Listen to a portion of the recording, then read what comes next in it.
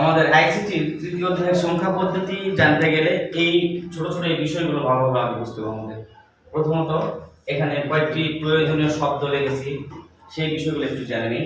Bit বা digit, ইংরেজিতে bit বা ডিজিট বলা হয়, বাংলায় তাকে বলা হয় সংখ্যা। ঠিক আছে।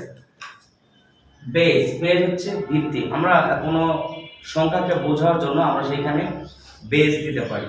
বেস হচ্ছে কি সেটা একটু আমরা বুঝি। এরকম বিষয়, যেমন ধরো আমি এইখানে একটি সংখ্যা লিখতেছি, যেমন আমি লিখলাম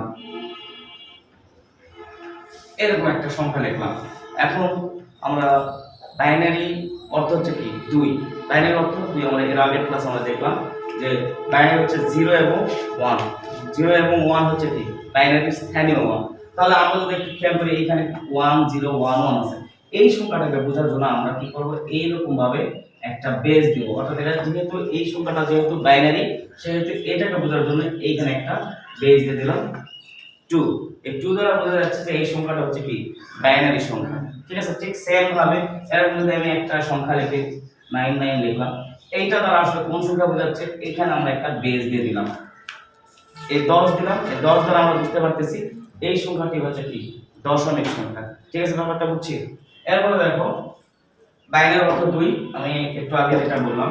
এরপর সংখ্যার কিছু গুরুত্বপূর্ণ এবং সর্বনিম্ন গুরুত্বের একটা সংখ্যা বিষয় আছে, আর একটা সর্বোচ্চ গুরুত্বপূর্ণ একটা বিষয় আছে। যেমন এখানে আমরা লিখছি কি এমএসবি, মোস্ট সিগনিফিকেন্ট বিট। যেমন ধরো আমরা এখানে একটা সংখ্যা লিখলাম, যেমন ধরো 25 একটা সংখ্যা লিখলাম। এইটাকে আমরা যদি বাইনারিতে কনভার্ট করতে যাই তাহলে এরকম হয়, যেমন 12 গুণ 24 1, 6 গুণ 12 0, 3 গুণ 6 0, 2 কে 2 1 2 0 1। তো দেখো এই সংখ্যাটা আমরা যখন লিখব, এই যে প্রথম যে সংখ্যাটা রয়েছে একদম সবার উপরে ভাগশেষ যেটা রয়েছে, এইটা হচ্ছে এমএসবি। এটা হচ্ছে এমএসবি, মোস্ট সিগনিফিকেন্ট বিট। আর এই যে সবার নিচে যে সংখ্যাটি রয়েছে এটা হচ্ছে এমএসবি। অর্থাৎ আমরা যদি এই সংখ্যাটাকে সাজাই, যে আমি একটা তীর চিহ্ন দ্বারা বোঝাচ্ছি, তাহলে সাজাবো আমরা কিন্তু এইভাবে। ব্যাপারটা বুঝতে পারলাম আমরা?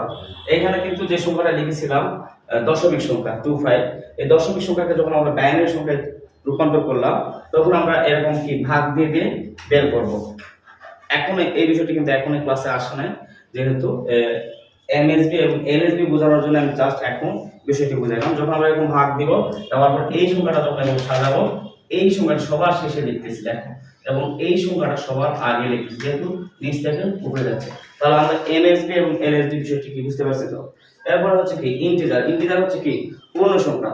যে কোনো সংখ্যা হচ্ছে কি পূর্ণ সংখ্যা। যেমন উদাহরণ দিয়েছি 1 2 3 4 5 এভাবে কোটি কোটি পর্যন্ত যে কোনো একটা সংখ্যা লিখলে সেটা হচ্ছে কি পূর্ণ সংখ্যা, তাকে ইন্টিজার বলা হয়। আরেকটা হচ্ছে কি ফ্র্যাকশন। ফ্র্যাকশন হচ্ছে কি ভগ্নাংশ সংখ্যা।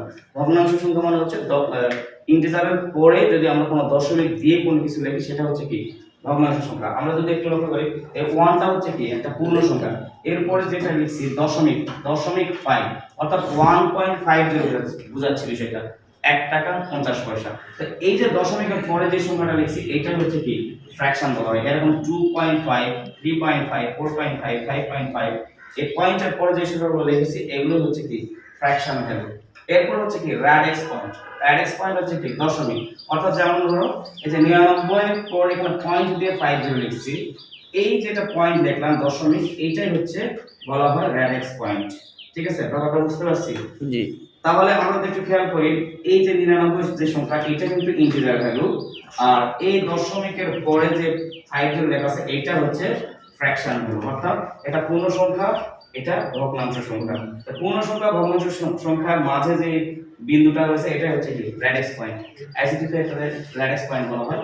এরপর হচ্ছে অক্টা। অক্টার অর্থ হচ্ছে 8। হেক্সাডেসিমাল। হেক্সাডেসিমাল অর্থ হচ্ছে কি 16, এর স্থানীয় মান রয়েছে 16টি। আরেকটা হচ্ছে ডেসিমাল। ডেসিমাল অর্থ হচ্ছে কি দশমিক, যার স্থানীয় মান হচ্ছে 10টি। ঠিক আছে, তো আমরা আগে এই বিষয়টা ভালোভাবে বুঝতে হবে।